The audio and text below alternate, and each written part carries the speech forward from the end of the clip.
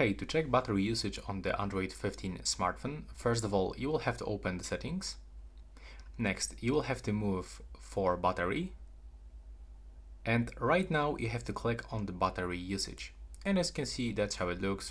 In my case, I've got information from Tuesday and Wednesday. And I can also click, for example, on the Wednesday, like this.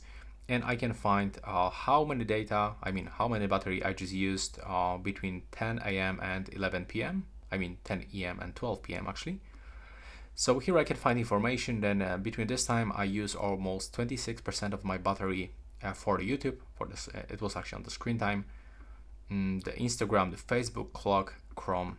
So we can check here almost everything about your battery usage, even the view by systems. Like for example, how many actually takes the mobile network, the screen, the CPU, Wi-Fi, camera, the Bluetooth. So that's pretty useful, right?